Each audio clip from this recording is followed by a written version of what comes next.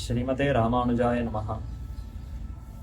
சீரார் திருவழுக்கூத்திருக்கை என்னும் செந்தமிழால் ஆறாவமுதன் குடந்தை பிரான் தன் அடியினை கீழ் ஏறார் மறைப்பொருளெல்லாம் எடுத்து உலகுய்யவே சோராமல் சொன்ன அருள்மாரி பாதம் துணை நமக்கே. அருள்மாரி என்ன திருநாமம் கொண்டிருக்கக்கூடிய திருமங்கையாழ்வாருடைய திருவடிகள் தான் நமக்கு துணை என்ன ஆச்சாரியர்கள் தெரிவிக்கிறார்கள். அருள் மாரி, மாரி என்றால் மழைன்னு அர்த்தம். அருள் எம்பெருமானுடைய இன்னருள், நம்மிடத்துல அவர் சந்தோஷம் கொள்ளுகிறார், மகிழ்ச்சி அடைகிறார். அதனாலே நமக்கு எல்லா விதமான நன்மைகளையும் செய்கிறார். அப்ப பெருமான் நம்மிடத்திலே மகிழ்வது, இதுதான் அருள் என்று பெயர். அந்த அருள் மழையாக நமக்கு எங்கு காணலாம்னா திருமங்கையாழ்வாரிடத்துல அதை காணலாம். அருள் மாறி எம்பெருமானுடைய அருள், அவருடைய அந்த சந்தோஷம் மகிழ்ச்சி, அது அப்படியே மழை போலே பிரவாகமா வெள்ளமாக நம்மிடத்துல வந்து பாய்வது இவ்வாழ்வார் மூலமாக, திருமங்கையாழ்வாருடைய திவ்ய பிரபந்தங்கள் மூலமாகவே பெருமான் நம்மிடத்திலே மிகவும் மகிழ்கிறார். ஆழ்வாரிடத்துல மிகுந்த மகிழ்ச்சி எம்பெருமானுக்கு உண்டு. அந்த எம்பெருமான் ஆழ்வாரிடத்துல மிகவும் மகிழ்ந்தாள், நமக்கு அதே போல மகிழ்ச்சி கிட்ட வேண்டுமே என்றால் இவ்வாழ்வாருடைய திவ்ய பிரபந்தங்களை ஓதவே, அந்த பாசுரங்களை சொல்லவே அந்த எம்பெருமான் நம்மிடத்திலையும் அந்த இன்னருளை பொழிகிறார். அப்ப அருள் மாறி இன்னும் திருமங்கையாழ்வாருக்கு திருநாமம். அல்லது ஆழ்வாருடைய அருள், அவர் நம்மிடத்திலே தம்முடைய அருளை மழையாக பொழிகிறார். தாம் மிகவும் கனிவோடு கருணையோடு இந்த உலகத்தில் இருக்கக்கூடியவர்கள் அத்தனை பேரும் திருந்தி உஜ்ஜீவனத்தை அடைய வேண்டும். ஆகவே நல்ல சிறந்த இனிமையான கேட்க கேட்க தெவிட்டாத சுவையோடு பாசுரங்களை கொடுப்போம் என்று தம்முடைய அருளோடு இன்னருளோடு மிகுந்த ஒரு கருணையோடு நமக்கு கொடுக்கிறார். அப்ப அருள் மழையாகவே அருள் மாரியான திருமங்கையாழ்வார் திகழ்கிறார். அந்த அருள் மாரியான ஆழ்வார் ஆச்சரியமான திவ்ய பிரபந்தங்களை அருள் செய்திருக்கிறார். அதிலே தனித்துவம் கொண்டிருப்பது திரு எழு கூற்றிருக்கை என்கிற திவ்ய பிரபந்தம். திரு எழு கூற்று இருக்கை, இது ஒரு இருக்கை ஆசனத்தை போலே. என்ன ஆசனம்? பெரிய ரதம். பெருமான் கோவில் கொண்டு சேவை சாதிக்கக்கூடிய இடங்களிலெல்லாம் ரதோத்சவம், திருத்தேர் உற்சவம்ங்கிறது நடைபெறுகிறதா? அந்த திருத்தேருங்கிறது நெடுக ஆகாசத்தை நோக்கி உயர இருக்கும், வானலாவ உயர்ந்து காணப்படும். அந்த திருத்தேர்ல பெருமான் புறப்பாடுன்னு சொன்னால் பெருமானுக்கு ஒரு பக்கம் எல்லையில்லாத சந்தோஷம், ஆனந்தம். அடியவர்களுக்கும் அட்டற்ற மகிழ்ச்சி. என்ன ஆனந்தம்னா, இந்த ஊர் கூடி தேர் இழுப்பது என்கிற அந்த முறையிலே தேரை இழுத்து வளத்திற்கு வளமாக கொண்டு வர வேண்டும், தேர் வளம் வர வேண்டும்னு சொன்னால் இப்ப பலரும் கூடணுமா? ஊர்ல இருக்கக்கூடிய அடியவர்கள் பலரும் ஒன்று சேர்ந்து ஒருத்தருக்கு ஒருத்தர் ஒன்று கூடி அந்த தேரை பிடித்து இழுக்க வேண்டும். அப்ப பாகவதர்களுடைய சேர்க்கை, பல அடியார்களும் ஒன்று திரளுவது, இது ஒரு பெரிய மகிழ்ச்சியை கொடுக்கும். அடியவர்களோடு சேரும் போது ஆனந்தம் பெருகும். இப்படி அடியவர்கள் ஒன்று திரண்டால் எம்பெருமானுக்கும் மிகுந்த ஆனந்தம் சந்தோஷம் ஏற்படும். அதனாலேயே திருத்தேர் உற்சவம்னு சொன்னாலே பெருமானுக்கு ஒரு தனி சந்தோஷம் மகிழ்ச்சி. அப்ப அந்த திருத்தேருங்கிறது மிகவும் பெருமை கொண்டிருக்கிறதா? திருத்தேர் எப்படி இருக்கும்? கீழிருந்து குறுகலாக ஆரம்பித்து அப்படி அகலமாக சற்று பெருகி அது உயர அப்படி செல்லும். மறுபடியும் மேல் பாகம்ங்கிறது அகலமான இடத்திலிருந்து குறுகி குறுகி குறுகி சின்னதாக அந்த இடம்ங்கிறது மாறும். அப்போ கீழே சின்னதாக ஆரம்பித்து அகலமாக போய் மறுபடியும் அகலமாக இருப்பது சின்னதாக குறுகும். இப்படித்தான் தேரனுடைய வடிவம் இருக்கும். அனைவரும் திருத்தேரை பார்த்திருக்கலாம். அதை போல ஒரு திவ்ய பிரபந்தத்தை இந்த ஆழ்வார் அருளி செய்திருக்கிறார். 1, 2, 3, 4, 5, 6, 7 என்று 7 எண்ணிக்கைகள். 1, 2, 3ன்னு எண்ணிக்கையை சொல்லுகிறோமா, குறிப்பிடுகிறோமா? இந்த 7 எண்ணிக்கைகளை வைத்துக்கொண்டு 1 1 2 1 1 2 3 2 1 1 2 3 4 3 2 1 1 2 3 4 5 4 3 2 1 1 2 3 4 5 6 5 4 3 2 1 1 2 3 4 5 6 7 6 5 4 3 2 1 என்ன இந்த எண்ணிக்கைகள்ல இப்படி இந்த வரிசையில வருமா போலே பாசுரத்தை அமைத்திருக்கிறார். அதை எழுதும் பொழுது இந்த கிரமத்துல எழுதினோம்னு சொன்னால் கீழே 1ன்னு தொடங்கி 1 2 1 இந்த கோலம் இடுவதெல்லாம் பார்த்தால் புள்ளி கோலம் வைத்து கோலம் போடுவதுன்னு பார்க்கிறோம். அப்போ அதுல கொஞ்சம் கொஞ்சமா புள்ளிகளை அகலமா அப்படி பெருக்கி கொண்டே போனால் அது கீழே குறுகலாக ஆரம்பித்து மேல அகலமாக விரியும் அல்லவா? அதை போலத்தான் இந்த பாசுரமும். அப்படி கீழே சின்னதா ஆரம்பித்து மேல மேல மேல போய் அது அகலமாக விரியும். 7ங்கிற எண்ணிக்கை வர அளவிற்கு அது அகலமாக விரியும். மறுபடியும் அதை இன்னொரு தடவை சொன்னோம்னு சொன்னால் அது அப்படியே குறுக்கி கொண்டு அந்த திருத்தேருங்கிறது கீழிருந்து மேல் பாகம் வரைக்கும் எப்படி அமைந்திருக்குமோ அதை போல இந்த திவ்ய பிரபந்தம் அமைந்திருக்கிறது. இப்படிப்பட்ட திவ்ய பிரபந்தத்தை கொடுத்த திருமங்கையாழ்வாருடைய பெருமையை அப்பிள்ளை எனும் ஆச்சாரியர் நம்முடைய வாழி திருநாம பாசுரத்திலே ஆச்சரியமாக குறிப்பிடுகிறார்.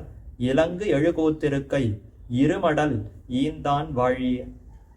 ஆழ்வார் நமக்கு கொடுத்த திவ்ய பிரபந்தங்களை எல்லாம் சொல்லி கொண்டு வரும் பொழுது இப்ப 3 திவ்ய பிரபந்தங்களை ஒன்று சேர்க்கிறார். இலங்கு எழுகூத்திருக்கை இருமடல் ஈந்தான் வாழியே. ஈந்தல் என்றால் கருணையோடு கொடுத்தல்னு அர்த்தம். ஈதல்னா என்ன அர்த்தம்? பிறருடைய அந்த ஒரு நிலையை பார்த்து ஐயோன்னு இறங்கி தயையோடு கருணையோடு இவர்களுக்கு கண்டிப்பா கொடுக்கணும். அவர்களுடைய நிலையை பார்த்தால் வேறு யாரும் கொடுப்பதற்கும் அவர்கள் முடியாது, நம்மை விட்டால் வேறு யாரும் இவர்களை காக்க முடியாது என்று அந்த இரக்கத்தோடு கொடுப்பது, இதுதான் ஈதல்னு பெயர். அப்படி ஈந்தாராம். ஏன்னா ஆழ்வாருக்கு ஒரு குறையும் இல்லை, பெருமான் நன்றாக அனுகிரகித்து விட்டார். ஓஹோன்னு பெருமானை அனுபவித்து அப்படியே பரமபதத்திற்கு சென்று இருக்கலாம். ஆனால் இது நம்மோடு போகக்கூடிய விஷயம் அன்று. நம்மை தொடர்ந்து பின்னாடி இருக்கக்கூடிய அத்தனை பேருக்கும் அருள்ங்கிறது போய் சேர வேண்டுமே. ஆகவே இவர்களுக்கு நம்முடைய அனுபவத்தை பாசுரமாக கொடுக்கலாம் என்பதற்காகவே திவ்ய பிரபந்தங்களை இட்டருளினார். அதிலே இலங்கு எழுகூத்திருக்கை ஈந்தான் வாழி. இலங்குன்னு சொன்னால் பிரகாசிக்க கூடியது. ஓஹோன்னு உலகத்துல அது பிரகாசமா இருக்கும். பலருக்கும் இந்த திருவழுக்கூத்திருக்கையினுடைய பெருமை மனசில படுமா போலே அப்படி ரொம்ப உயர்த்தியோடு உயர்வாக விண்ணப்பித்திருக்கிறார். இலங்குன்னு சொன்னால் இதனுடைய பெருமை அப்படியே அது பிரகாசமா தெரியறது. எல்லோருக்கும் உலகளாவிய புகழ் இந்த திருவழுக்கூத்திருக்கைக்கு உண்டு என்று குறிப்பிடுகிறார். இந்த திவ்ய பிரபந்தம் ஒரே திவ்ய தேசத்திற்குனே சமர்ப்பிக்கப்பட்டது. ஆறாவமுதே அடியேனுடலம் நின்பால் அன்பாயே நீராய் அலைந்து கரைய உருக்குகின்ற நெடுமாலே என்ன திருக்குடந்தை சார்ங்கபாணி எம்பெருமான் ஆறாமுத ஆழ்வார் என்ன திருநாமம் கொண்டிருக்கக்கூடிய எம்பெருமானுக்குன்னே ஆச்சரியமாக திருமங்கை ஆழ்வார் சமர்ப்பித்திருக்கிறார். இன்றைக்கும் அந்த திவதேசத்திற்கு உள்ளே நுழைந்து சேவிக்க போனால் அப்போ இடது பக்கம் பெரிய அந்த சுவற்றிலே இந்த திவ்ய பிரபந்தத்தையே வரைந்து எழுதியிருக்கிறார்கள். ஒரு தேரினுடைய அமைப்பு போலவே அவ்விடத்துல இன்றும் அத்தை அமைத்து அடியவர்கள் அத்தனை பேரும் கண்டு சேவித்து பெருமானிடத்துல பல்லாண்டு பாட வேண்டும் என்பதற்காகவே அதை ஏற்படுத்தியிருக்கிறார்கள்.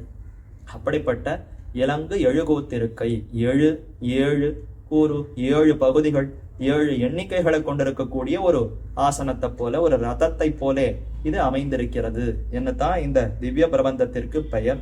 அதிலே தொடங்கும் பொழுதே ஒரு பேருந்தி இருமலர் தவிசில் ஒரு முறை அயன ஈன்னனை ஒரு முறை இருசுடர் மீதினில் இயங்கா மும்மதில் இலங்க இருகால் வளைய ஒரு சிலை ஒன்னிய ஈரைய தழல்வாய் வாலியின் அட்டனை.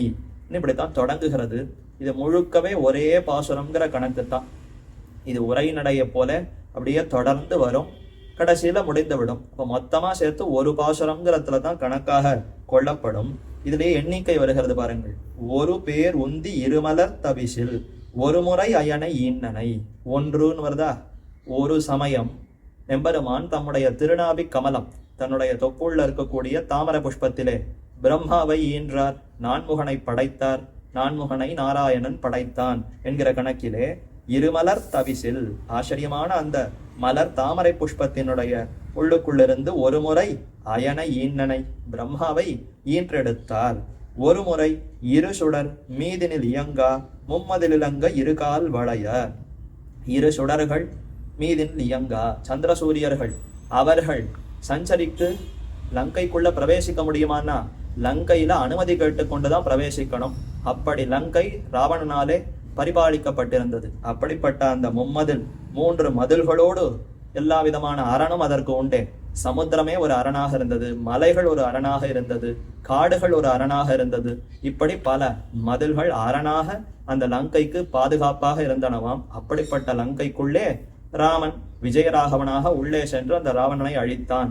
இந்த சரித்திரத்தை சொல்லும் பொழுது 1, 2, 3 ஒரு முறை 2 சுடர்கள் மும்மதில் என்ன 3 எண்ணிக்கையும் குறிப்பிடுகிறா போலே தெரிவித்தாரா.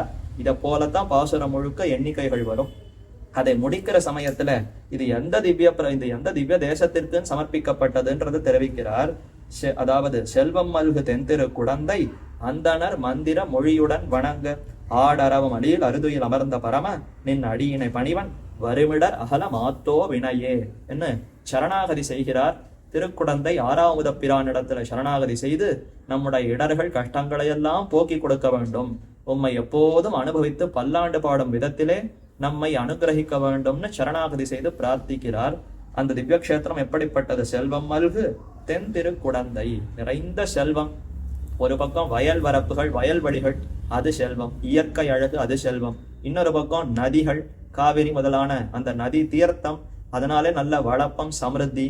ஆக இப்படி பல செல்வத்தோடு கூடியிருக்கக்கூடிய தென் திருக்குடந்தை, ஆச்சரியமான திருக்குடந்தை கஷேத்திரத்திலே அந்தனர் மந்திர மொழியுடன் வணங்க சிறந்த பிராமணர்கள் வைதிகர்கள் அத்தனை பேரும் பெருமானை ஓஹோன்னு வேதங்களையும் சொல்லி மந்திரங்களையும் சொல்லி வணங்க அந்த எம்பெருமான் ரொம்ப சுகமா சயனித்துக் கொண்டிருக்கிறார். ஆடரவமளியில் அரிதுயில் அமர்ந்த பரம அவருக்கு ஒத்தவர்களோ மிக்கார்களோ கிடையாது. ஒத்தாரும் மிக்காரும் இளையாய மாமாயனாகிற எம்பெருமான் ஆதிசேஷ படுக்கையிலே சயனித்துக் கொடுக்கிறார். உத்தான சாயி என்னத்தான் அந்த எம்பெருமானுக்கு திருநாமம். அப்படிப்பட்ட எம்பெருமானுடைய திருவடிகளுக்கே இந்த திவ்ய பிரபந்தத்தை சமர்ப்பிக்கிறேன் என்ன சமர்ப்பிக்கிறார். அப்படிப்பட்ட இலங்கு எழுபோத்திருக்கையை திருக்குடந்தை 6வது பிரானிடத்துல சமர்ப்பித்த திருமங்கை ஆழ்வாருடைய திருவடிகளுக்கு நாமும் பல்லாண்டு பாடி ஆழ்வாருடைய கைங்கரியங்களை புரிவோம். ஆழ்வார் திருவடிகளே சரணம், எம்பெருமானார் திருவடிகளே சரணம், ஜீயர் திருவடிகளே சரணம்.